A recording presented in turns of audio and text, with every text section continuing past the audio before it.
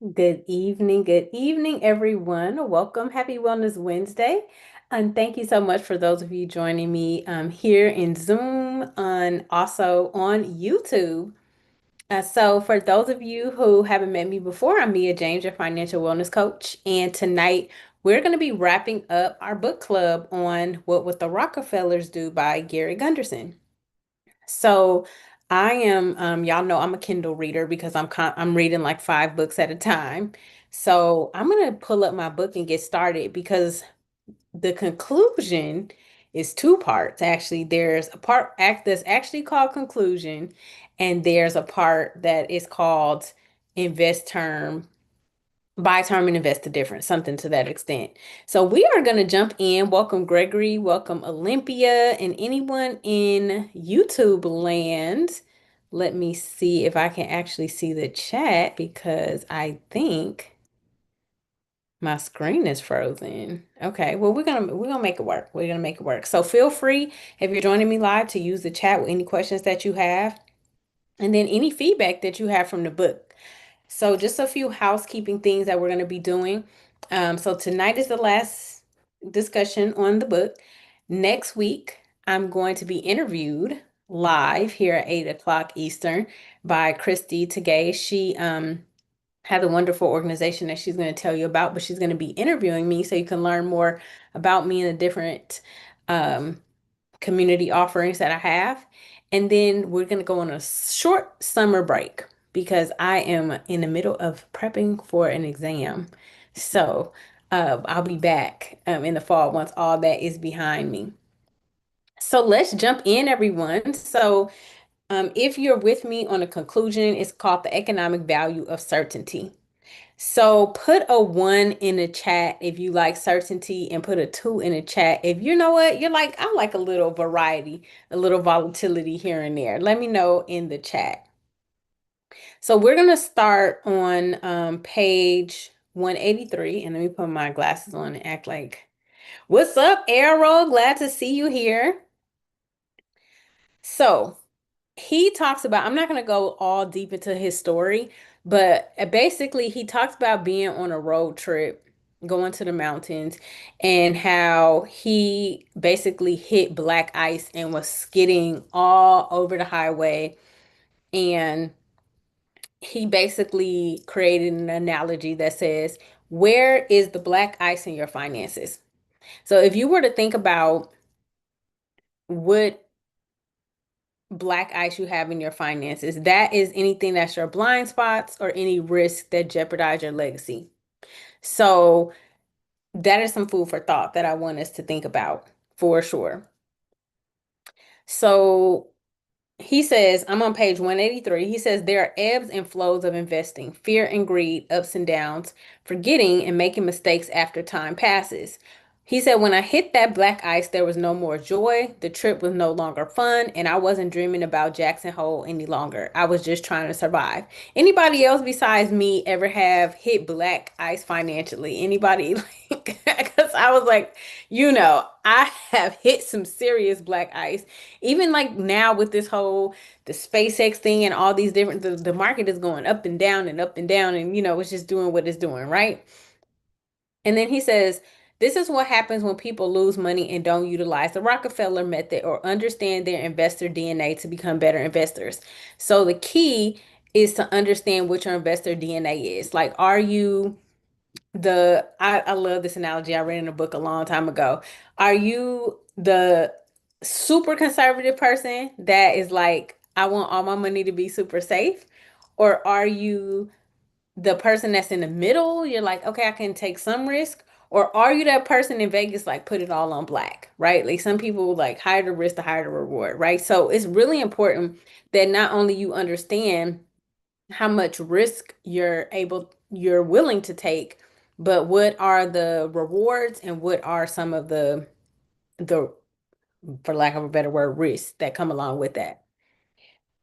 So he says, risk and ignorance destroy dreams, lives, and legacy. Poor philosophy invites fear and creates loss. So, one thing, in addition to knowing your investor DNA, is why you're investing and what you're investing in. He says, most people live in fear, worry, and survival mode every day. Where will your money come from? What can be done to gain safety and security? Should I work harder or sacrifice more? So these are some questions that some people have like, okay, if this scenario that they're in is not working, they may start to question themselves like, how do I earn more money? So, um, for those of you who don't know, so Errol is joining us. He's over in the YouTube land. He teaches um, a wonderful course. Well, he does sessions or workshops on um, stock options, right? And that is a great passive way to make money. Welcome in, everyone. Let me know your name in the chat and where you're joining from. And for those of you just joining, we are on page 184 in the Kindle version of the book. Okay, so we're in the conclusion. So some of us may, for example, be dealing with, tough economy. He says career changes, bankruptcy, market loss. And these are all things that are considered financial black ice. However, the scarcity mindset leads people to believe in a zero sum, winner takes all world of taking what you can and holding on to whatever you have. So I have a different philosophy. And so, I agree with some of the things in the book and some of the things I have my own philosophy around. I definitely do believe that there's a place for protection, but I also believe that there's a place for growth, right? Because if you don't have anything to protect, then it really doesn't make a difference. Um, but what I will say is that in your investor DNA, and when you're thinking about what you're choosing, you always want to think about how can you create a win-win situation, right? So for everyone involved, instead of it just being a winner takes all type of situation. So he says protection and preservation can prevent prosperity. So that sentence actually made me think. I was like, protection and preservation can prevent prosperity. What do y'all think about that? I'm just curious. Errol, what you think? What do y'all think about? You can put it in the chat. Protection and preservation can prevent prosperity. I'm just curious on your thoughts. For me, I thought about that as like someone who is just hoarding money because they have such a scarcity mentality that they don't realize that they can make more. Oh, thank you, Olympia. So Olympia says it may keep you from taking risk. Exactly, right? So if you don't take any risk, you may not have, I mean, you may have a very minimal reward. Exactly.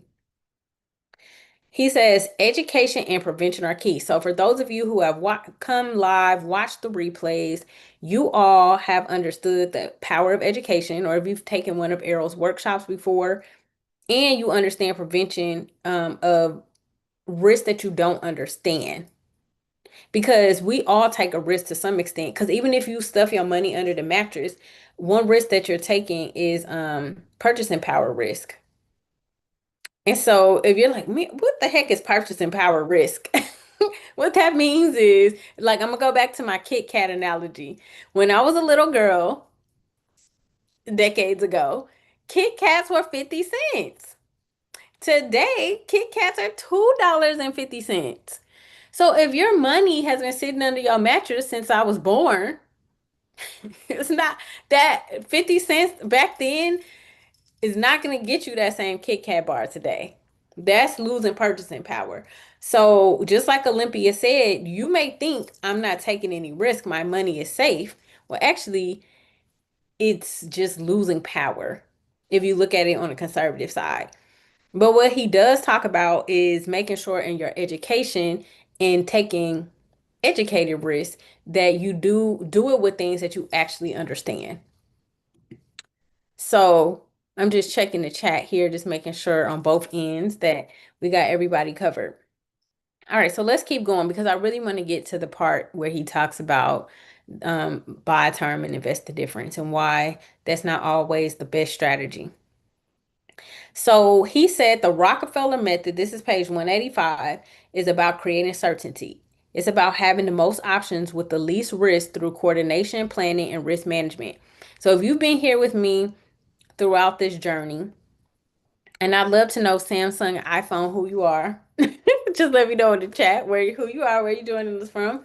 I always like to give you a little shout out. Um, he says that in the beginning of the book, he talks about having a team, right? Now, we may not have the amount of wealth where you have your own, attorney, insurance agent, all that that's on retainer day after day, month after month. But you can still have a group of people who you consult that coordinate with each other on a fractional level, meaning that maybe you have, meetings with them once a year. Hi, Dwayne. Awesome. Thanks for joining us from Philly. And then you also, that's the coordination piece. The planning piece, right? That comes in with your family. Okay, so maybe like what things do you need to have in place to ensure that your estate plan is going to last for multiple generations?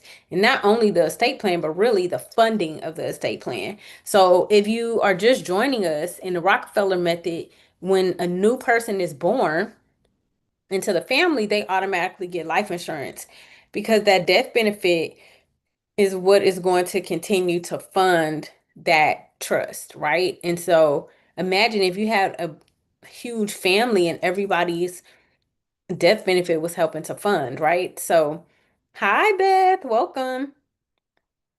And then he says, where do past financial blind spots impact your life? So, we already talked about financial blind spots, right? So it could be, debt, destroying debt. It could be taking on risks that you really didn't understand. It could be, I'm trying to think of what some other slippery black ice, just losing money because you just really didn't know, spending money unnecessarily. There's a lot of different things, right?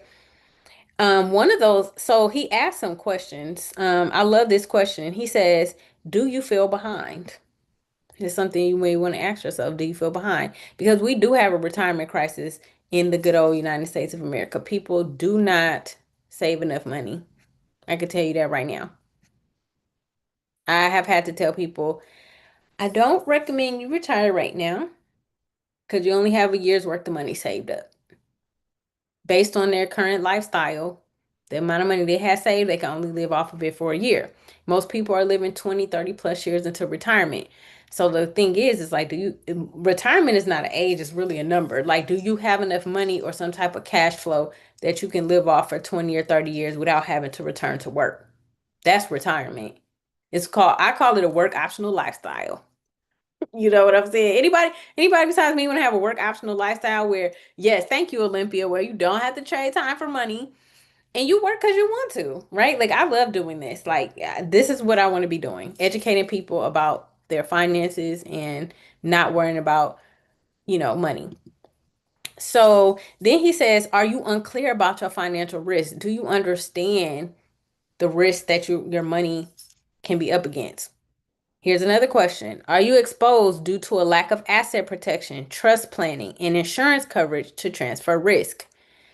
So I just had a new team member who passed her exam and for her license, and she was like, "Wow, I just learned so much." She was like, "So many people are underinsured." I was like, "Yeah, because people don't understand the value of life insurance. They think like, oh, life insurance is too expensive." But look, if you think about life insurance as protecting your assets, making sure your family is good, making sure you're good if you need long-term care, in the future, then what you're doing is transferring the risk from your assets to the insurance company. It's a power move. So it's like I have disability insurance. I have all kind of insurances. And I remember my friend used to joke. He was like, "Well, if anything happens, I want it to happen with Mia because she has all this insurance and she's gonna be fine." I was like, "This is true." Because I do not want my assets to be harmed because of an unfortunate incident. And this is why transferring risk to an insurance company can help you to, maintain the wealth that you've accumulated. Next question. Do you worry that you don't have enough savings and liquidity to handle a career change, economic turmoil, or a health challenge? What if you say, for example, I know someone who got laid off from a job. It was very mentally traumatic. They needed to take a year off from work and just collect themselves before they can go back into the corporate environment. Can your finances support you doing that? That's really important because sometimes you just need a break. Sometimes you don't want to have to run back to the plantation. I mean, to another job, excuse me. Let me, hey, but I don't, it is what it is. I know it was mentally draining for me. I had to get off the plantation, y'all. Um, he said, "Are you concerned that your investments might not perform, or are you still judging yourself for past mistakes?" Look, see, Olympia, you understand me? Because I'm like, mm-mm. I work on my terms. It's like, everything I do, I love to do it. It's not a should, it's because I want to. And that is a blessing. Um, and then he says, if you answer yes to any of these questions, there's a high likelihood that money concerns and worry are creating stress and running in the background of your thoughts, slowing you down and robbing you of your peace of mind and joy. So, my invitation to you all is that if that is the case, if you don't have your assets protected, you don't have your life insurance, you don't have your trust set up, definitely get in touch with me. I'm going to put my website into the chat. You can have a complimentary consultation, and I can either help you with your asset protection, your life insurance, or connect you with a discount to the estate planning firm that I partner with. So that is a benefit of working with me, is that I help people to get a discount on estate plans because I partner with a firm. I am not a attorney. I always tell people. So I'm going to wrap up with the conclusion here, and then we're going to talk about the term invested difference. But he basically says, here's the top 5 things you can do to create certainty. He said, number one, create financial independence. This means that you have enough cash flow from your assets to cover expenses. So ultimately, our goal is we have assets, right? It could be our stock portfolio, it could be real estate, it can be our options capital base. We want, and Errol teaches this so well, we want to make sure that our assets are covering. So if your expenses are 5 grand a month, how can the assets that you have bring you 5 grand a month? If they're not there yet, what do we need to do to get them there? Number two, you want to protect your downside. So you want to set up an asset protection trust or family trust and focus on risk management and mitigation. Number three, plug financial leaks. He says utilize the 4 I's of efficiency: IRS, interest, investments, and insurance. And stop overpaying on taxes and interest. That's for my business owners out there. That's important. Me and my sister are both business owners. We were talking in the car yesterday when she picked me up from the airport. And I was like, yeah, girl, I don't pay taxes. Now, she was like, me either. I said, okay, good. Now, not that we don't pay taxes. We pay, but we get the money back. Okay?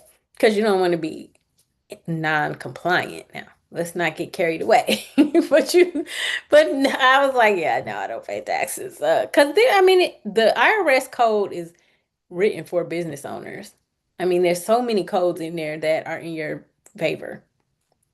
So I highly 10 out of 10 recommend, if you could stomach it, start a business. Number four, build a peace of mind fund. So this is your emergency fund. But above your emergency fund, you don't want to have too much cash just sitting in low interest accounts. You really want to deploy it and have it actually working for you. And then the fifth thing is to increase your financial literacy, which you all are doing. If you have the book, he also has a free legacy builder course, a link to that course inside the book. Also, many of us here we work with the Black Business School, and we take courses in the Black Business School. So that's how I met Arrow, for example, and many others is through the Black Business School. And I know Beth, we're in the Black Business School as well, and there's a lot of courses on money and business. And oh, that's how you found me too. Thanks, Olympia. Yay! Oh yeah, I'll be seeing you in the chat, Olympia. So we did. This is B1 right here tonight. Well, I think Dwayne, you B1 too, right? And I'm not sure who iPhone is. Yes, me too, Olympia. You coming to A, B, and C? Aw. Well, hopefully I get to meet you in person one day. Okay, so How much time? Ooh, we only got 10 minutes. Okay, let me skip ahead, skip ahead. So this part is actually the appendix of the book. I am the nerd, so I am that person who reads the preface and the this and the that. I read the whole thing, okay? But this part is actually really good. It's the appendix, okay? It's called How Buy Term and Invest in Different Stacks Up Against Optimally Funded Whole Life. Now, I already told y'all my position in the beginning. Okay, iPhone, what's your name, B1 family? I want to know who you are so I can give you a shout out. Um, the oh, you're hi, Greg. Good to see. Oh, oh, you switched. Okay, because you were on a different device. Okay, got it. Awesome. Greg, you come into A, B, and C? Oh, Beth, you gotta come to A, B, and C too. Okay. So he talks about, let me see, how can I do this in 10 minutes? Okay, wonderful. I hope I get to meet you there. Please make sure we meet since I haven't seen your face. All right, here we go. I have to figure out how I'm gonna get succinctly go through this. If anything, I definitely recommend grabbing a book if you don't already have it. At least get the Kindle or the Audible, whichever one works for you.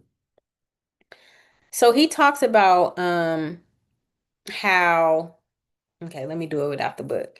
He basically talks about, let's say you save $4 million in your retirement fund, just or $4 million in the stock market. Let's just say you have a market account, but you don't have any life insurance.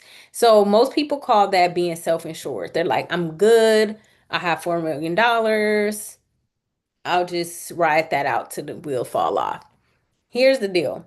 So most financial advisors and planners are going to tell you, hey, live off of the common percentage is about 4%, right? So say you live off of 4% and you don't touch the principal. So that way that $4 million is passed on, right? So you live off of 4%, that's 160 grand. Now remember this money hasn't been taxed. So um, you know, there we go.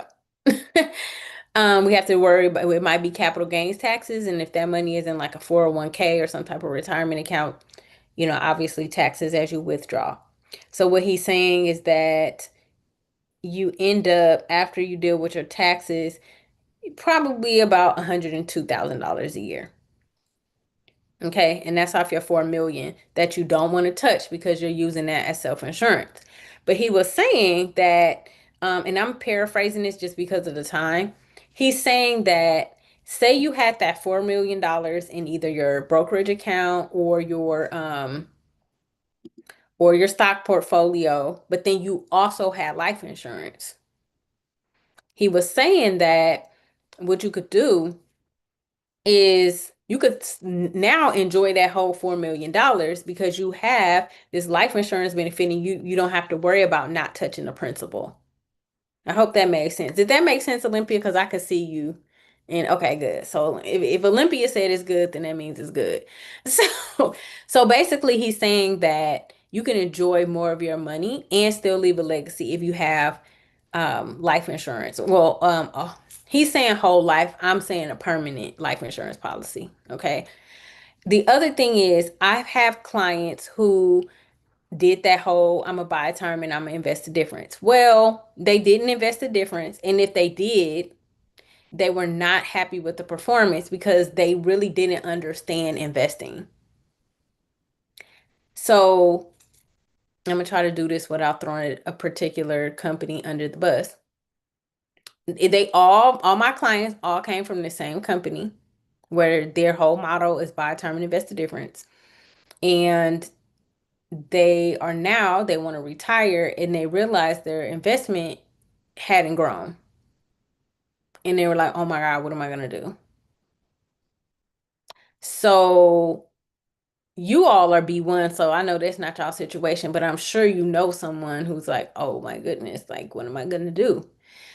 Because they haven't saved enough and they didn't understand investing and the importance of actually monitoring it and what's happening. So that is in summary what he's saying. Like instead of self-insuring and not being able to enjoy all your money, You can enjoy your whole 4 million, the interest off the 4 million, and then you have another bucket set aside just for legacy and long-term care. So Dwayne asked, what about IULs? So I am a fan of IULs. It depends on your situation. A lot of people use them for infinite banking, where you can take loans or withdrawals from it, which you can do. It grows cash value and the premiums are not as high as whole life. The difference between a whole life and IUL is that the death benefit is not guaranteed. Why? Because the way it's designed is flexible premium. So if you don't fund it um, how you need to fund it, your death benefit may not be as high. And if you depending on how it's designed also, if you have, you take out a certain, like I have, mine's is increasing, right? So as my cash value grows, so does my death benefit. But if I use any of my cash value for long-term care, or if I pull it out for an investment, then my death benefit is going to go down. But it doesn't matter because it's never going to go below the initial death benefit that I initially signed up for. So it really is all about the design and just making sure that you fund it properly. But a lot of people don't like that because some people will sell you an IUL at the minimum and you are not going to like the results.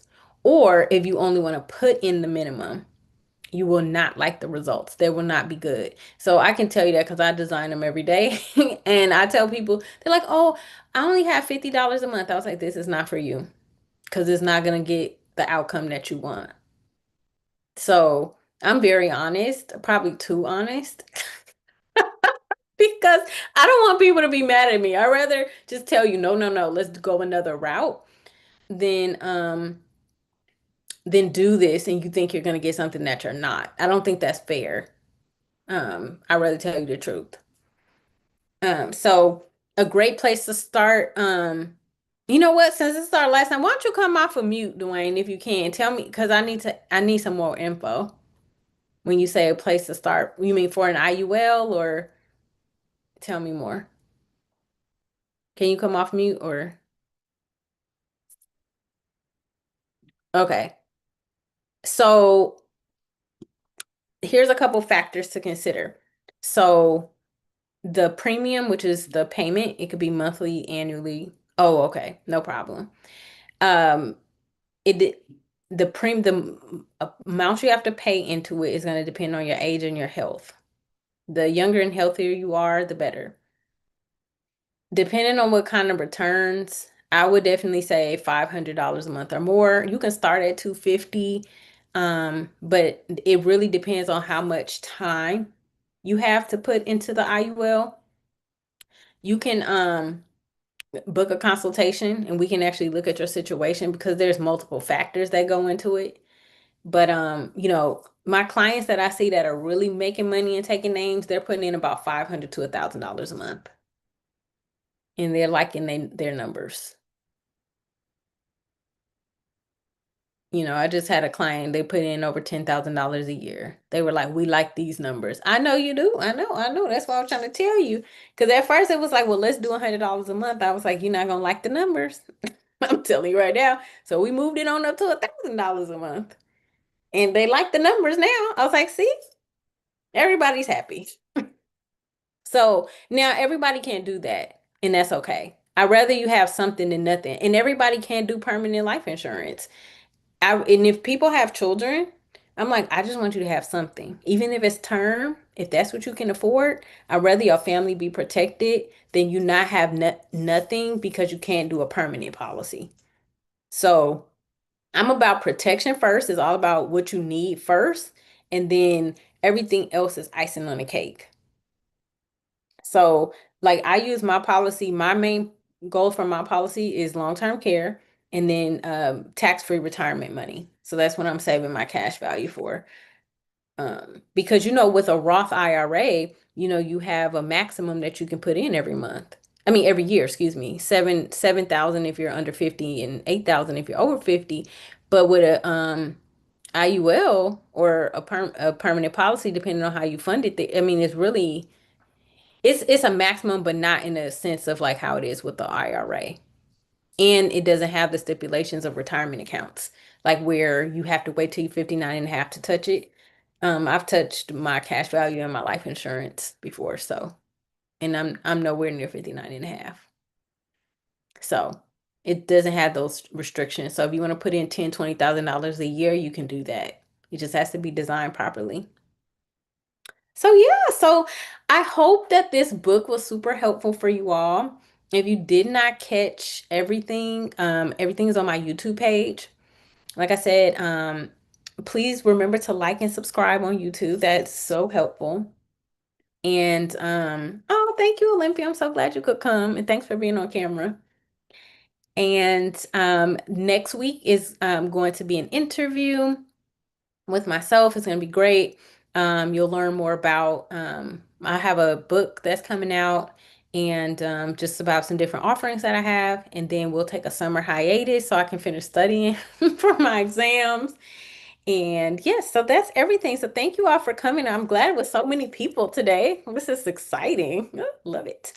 All right. Well, have a great night, everyone. And I'll see some of you all in Dr. Boyce's book club.